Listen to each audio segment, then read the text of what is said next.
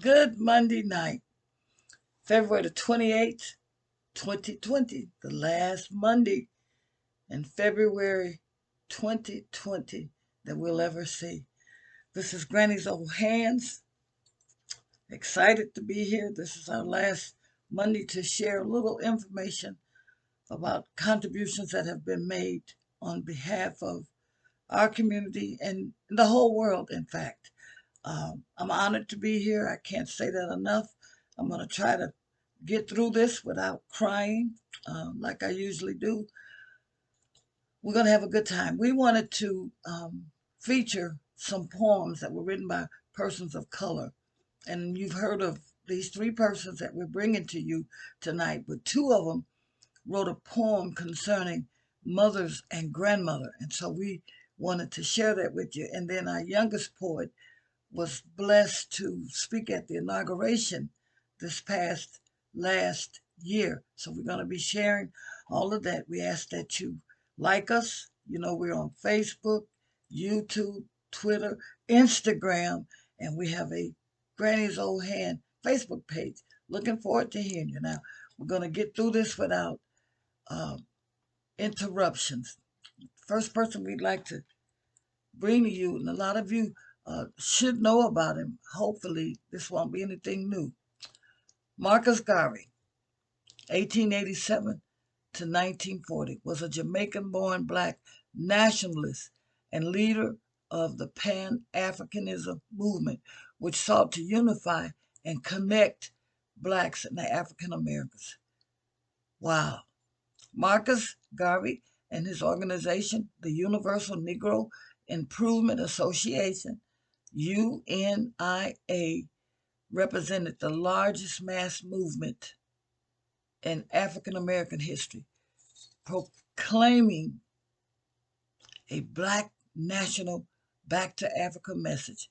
Garvey and the UNIA established, listen at this, over 700 branches in 38 states in the early 1920s. Wow.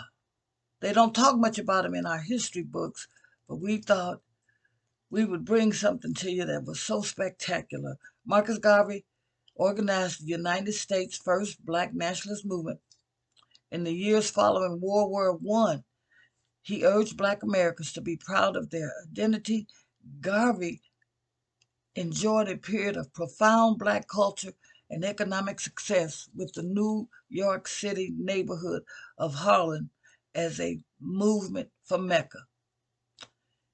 He wrote such a beautiful poem about the black mother. We wanted to share it with you, and that's what we're going to do. That's what we said. So just stay with us and enjoy. He says, where can I find love that never changes, smiles that are true and always just the same, caring not how fierce the tempest rage, willing ever to shield my honored name? This I find at home only with mother, who cares for me with patient tenderness.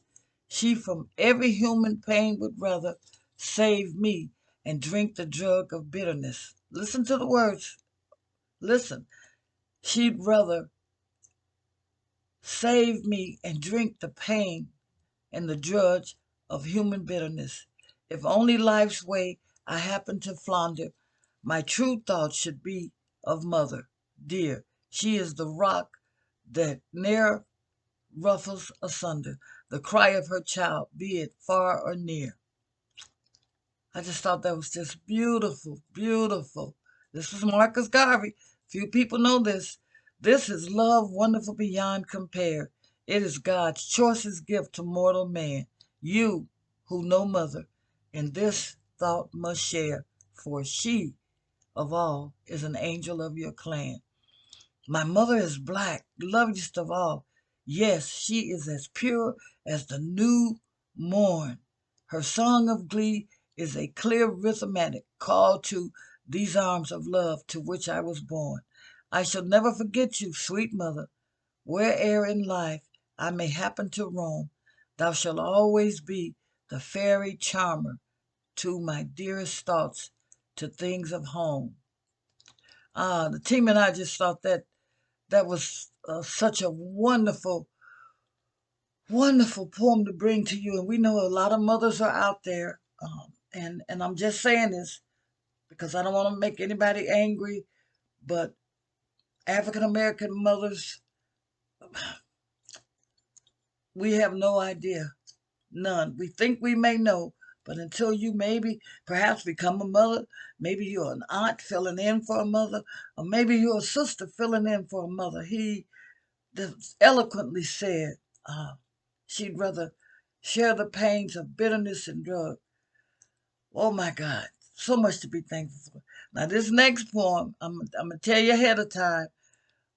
Sister girl may cry. I'm gonna try not because you know I'm a granny, and Maya Angelou wrote this, and she wrote so many beautiful, beautiful words. Words are powerful, guys. Words carry power, and when we ran across this, I thought, okay, I know we've been bringing persons to you that maybe some of you've never heard of, but I'm gonna take a breath because I'm gonna get through it. I am gonna get through this without crying, and believe it or not, um, somebody was nice enough to send me 5 of these. So I do have them, but this one is broke in. So if you see me dabbing, you know I held on as long as I could.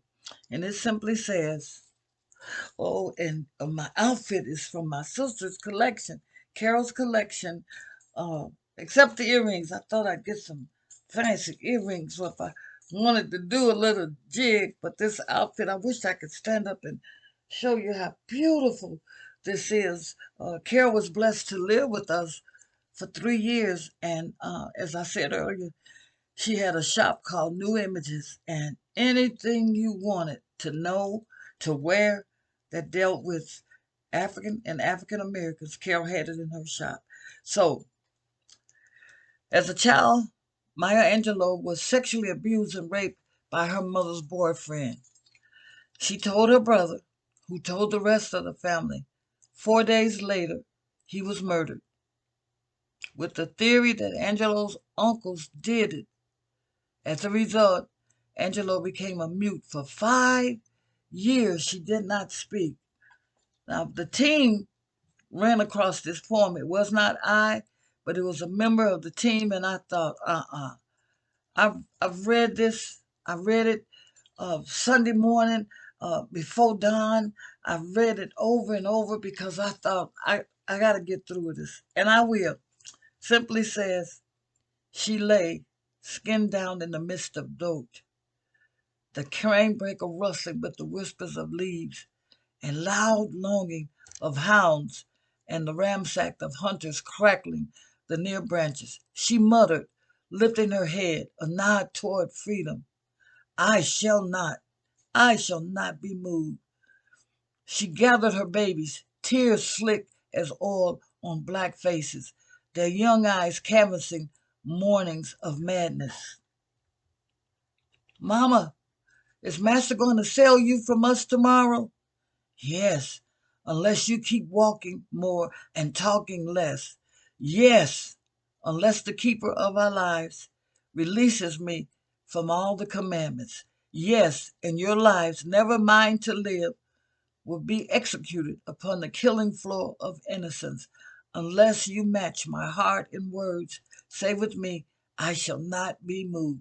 She's talking to her kids, to her grandkids. She's talking to her grandkids, guys. I'm going to try to keep going. In Virginia's tobacco fields, leaning into the curves of a Steinway piano, along Arkansas roads in the red hills of Georgia, into the palms of chained hands, she cried against calamity. You have tried to destroy me, and though I perish daily, I shall not be moved. Her universe, often summarized into one black body, falling finally from the tree to her feet, made her cry each time into a new voice. Wow. Can you imagine? She wrote this years ago. All my past hastened to defeat, and strangers claim the glory of my love. Iniquity has bound me to his bed, yet I must not be moved. She heard the name, swirling ribbons in the wind of history. I'm saying what she said. Nigger, nigger, bitch, heifer, mammy, property, creature, ape, baboon, whore, hot tail, thang it.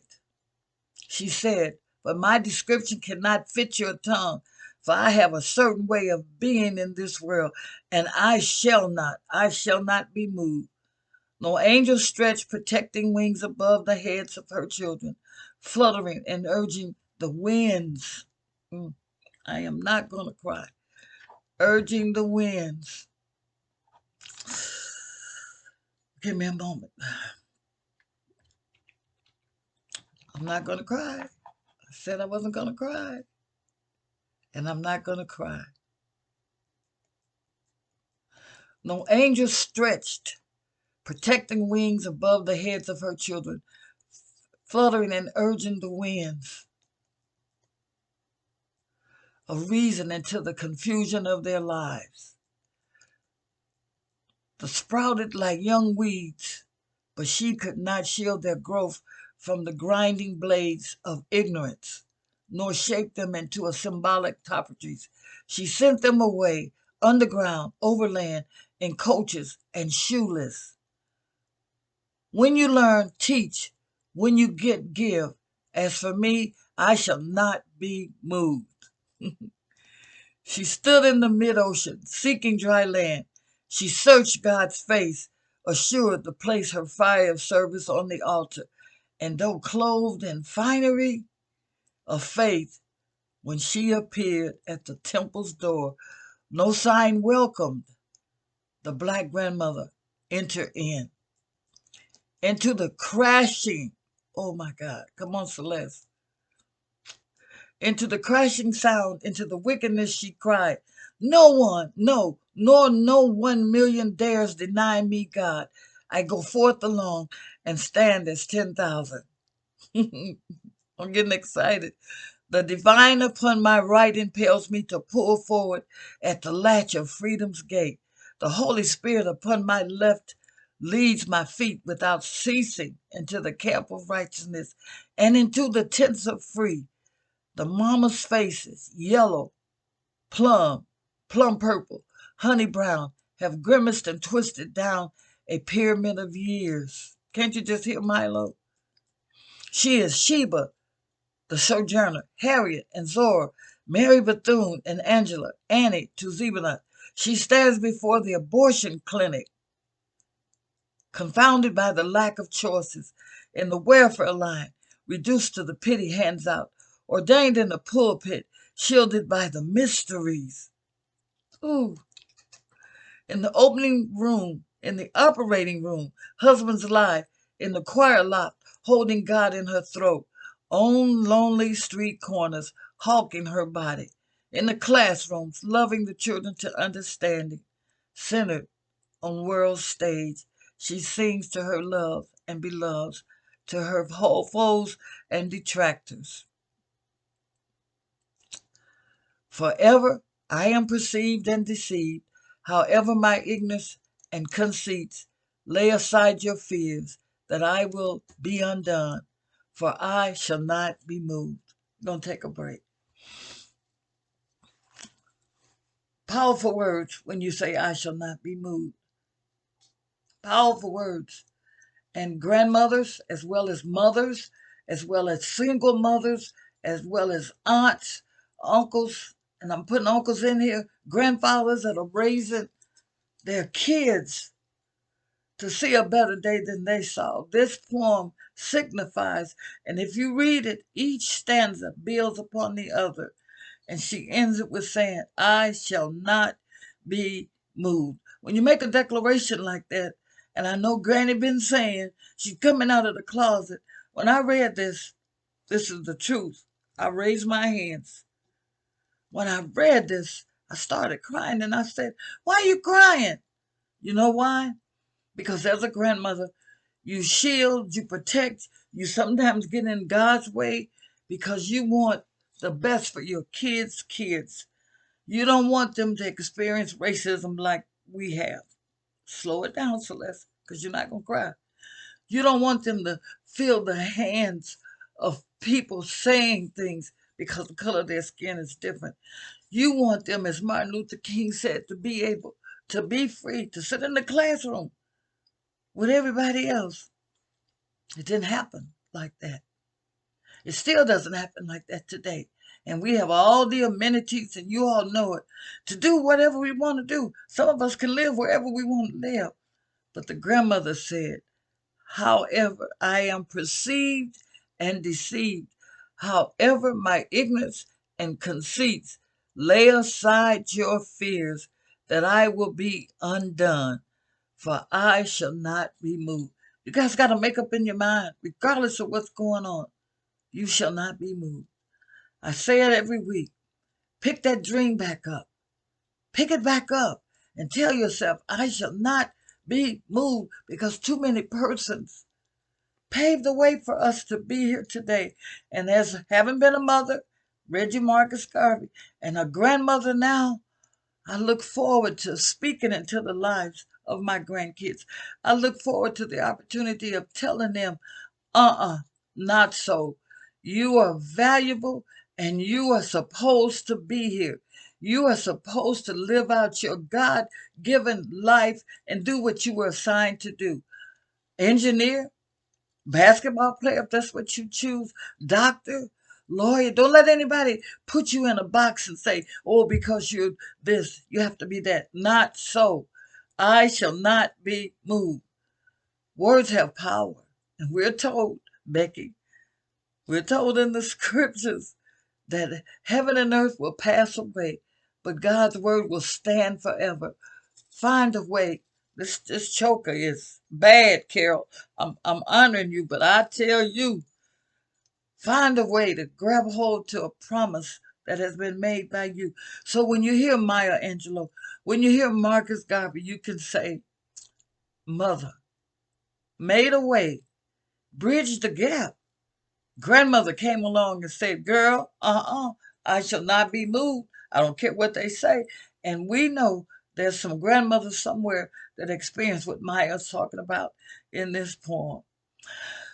Okay, with that said, we're going to bring you our last poet, and we all know her. We saw her on national TV, Amanda Gorman's. The poem speaks for itself. She just wooed the nation, and she continues to woo the nation. And so we've gone from Marcus Garvey to Maya Angelou to Amanda Gorman's poem, and I'm going to read this in its entirety. The hill we climb. When day comes, we ask ourselves, where can we find light in this never-ending shade? The loss we carry, a sea we must wade. Oh, it's like she peeked into Maya Angelou's. We've braved the bellies of the beast. We've learned the quiet isn't always peace, and the norms and the notions of what just isn't always just ice. And yet, the dawn in ours before we knew it, somehow we do it. Somehow we've weathered and witnessed a nation that isn't broken, but simply unfinished. Oh my God. We are the successors of a country and a time where a skinny black girl descended from slaves and raised by a single mother can dream of becoming the president, only to find herself reciting for one. And yes, we are far from polished, far from pristine, but that doesn't mean we are striving to form a union that is perfect. That sister was bad. We're striving to forge a union with purpose, to compose a country committed to all cultures, colors, characters, and conditions of men. And so we lift our glazes not to what stands between us, but what stands before us. We close the divide because we know to put our future first, we must put our differences aside. We lay down our arms so we can reach our arms to one another. We seek harm to none and harmony for all. Let the globe, if nothing else, say, this is true. And even as we grieve, we grow. Even That we hurt, we hope that even as we're tired, that we'll forever be tired together, victorious, not because we will never again know defeat, but because we will never again sow division. Sister Girl is bad. Scripture tells us to envision that everyone shall sit under their own vine and fig trees, and no one shall make them afraid. If we lived up to our own times, then victory won't lie in the blade, but in all bridges we've made, that is the promise to glade the hills we climb. If only we dare, it's because being an American is more than the pride we inherited. It's the past we step into and how we repair it. Mm. We've seen a force that would shatter our nation rather than share it, would destroy our country if it meant delaying democracy. And this effort very nearly succeeded. But while democracy can be periodically delayed, it can never be permanently defeated. In this truth, in this faith we trust, for while we have our eyes on the future, history has its eyes on us. This is the era of just redemption. We fear it at its inception. We do not feel prepared to be heirs of such a terrifying hour, but within it we found the power to author a new chapter. Trying to hold the tears back, to offer hope and laughter to ourselves. So while we once asked, how could we possibly prevail over catastrophe? Now we assert, how could catastrophe possibly prevail over us? We will not march back to what was, but to move to what shall be. A country that is bruised but whole, benevolent but bold, fierce and free. We will not be turned around or interrupted by intimidation, because we know our inaction and ensure will be the inheritance of the next generation. Our blunders become their burdens. But one thing is certain. If we merge mercy with might and might with right, then love becomes our legacy and changes our children's birthright. So let us leave behind a country better than the one we were left with. Mm. Every breath from my bronze pounded chest, we will raise this wonderful world into a wondrous one. We will rise from the gold limbed hills of the west. We will rise from the whispering northeast, where our forefathers first realized revolution. We will rise from the lake rimmed cities of the Midwestern states. We will rise from the sun baked south. We will rebuild, reconcile, and recover. And everyone known nook of our nation, and every corner shall be called our country. Our people, diverse and beautiful, will emerge, battered and beautiful. When day comes, we step out of the shade, aflame and unafraid. The new dawn blooms as we free it. For there is always light if only we're brave enough to see it, if only we're brave enough to be it. My goodness. Beautiful. Words are powerful. This is Granny saying to you on February the 28th, the last Monday that we'll see this year concerning Black history. Know your history. Tell your children their history. Write it down. Sit around the table and talk about what our ancestors did and are still doing. Let our kids know this young generation was handed a bad plate by us. What do I mean by that? Some of us gave them everything. Some of us gave them nothing. Some of us didn't listen to them when they were trying to tell us because we were too busy gathering for ourselves. And now we have a generation that have no idea the possibilities of what they can do. We have a generation of young boys that think it's okay to be cool and they got their pants hanging. We have a generation of young men that were destined to be scientists, judges, and lawyers. Look at the statistics. They say our prisons are full of boys that look like me. Granny is going to continue to raise our hands. I'm going to talk about the Black mother. I'm going to talk about the Black grandmother. And I'm going to talk about Amanda Gorman. For there is always light if only we're brave enough to see it. Open our eyes if only we're brave enough to be it. And we know what light does. You can be in a dark room, ever so dark, and flicker a cigarette lighter. That mama can be in that room, and it can be 1,000 kids in that room. When that light comes on and she hears a baby cry, she'll say, that's my child. That's my child. That's my Johnny. That's my Billy. That's my Shanika. That's my Ra-Ra. That's my Tejana. That's my Michael. That's my Chelsea. This is Granny's Old Hands coming to you again, saying we've had a blessed time, Becky. Next Monday in March, we'll start back reading the book. Thank God for the words, powerful words. I thank God for all of you, for Carol, for Lonnie, for Michael, for Dennis, for Kenny, for Sharon, for Bernetta, for Joyce. These are my siblings. I thank God for every nephew, every niece, every uncle. I thank God because I want them to know that somewhere some grandmother thinks about you. Somewhere some mother is wondering, where's my child? This is Granny. We're on Facebook, YouTube, Twitter.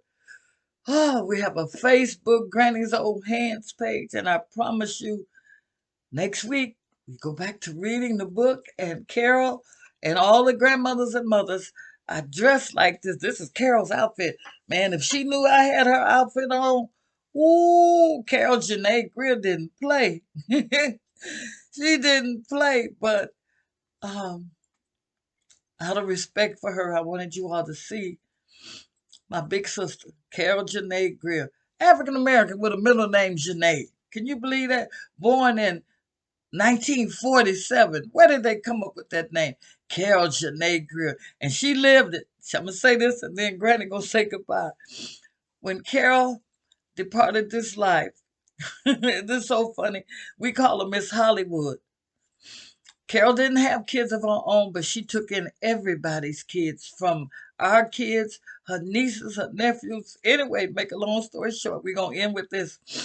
When Carol was taken to her final resting place in Gary, Indiana, because she wanted to go back home, we didn't think anything about it. We laid her to rest, and we, hey, and I did all that stuff. Our baby sister, Joyce, took a picture of the cemetery. Joyce called and she said, there's a mistake on Carol's headstone. Because we put on there, Miss Hollywood, born June the 9th, 1948, and she died in 2010, if I'm not mistaken.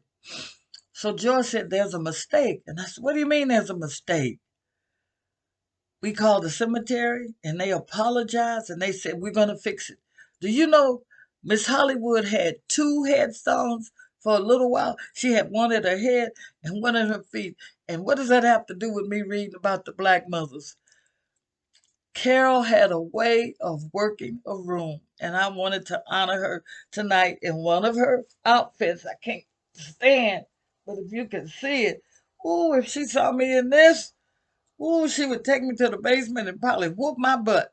But anyway, this is Granny's Old Hands. Like us on Facebook, YouTube, share, Instagram. Next Monday, we start back all over again with Granny's Old Hands. She's coming out of another closet. So much to be thankful for tonight. We thank you all for joining us. We ask that you be safe, be smart, be wise. Be aware of your surroundings, grannies and mothers. Be aware. Be in tune with what's going on with your young boys and your young girls now. As Maya Angelou said, things are happening all around us. But she told her kids when they said, Mama, will Master sell you today? And she said, no, if you keep walking. Do less talking, is what she said. Thank you so much for joining us. This is Granny's Old Hands. And like us. And next week we'll be back.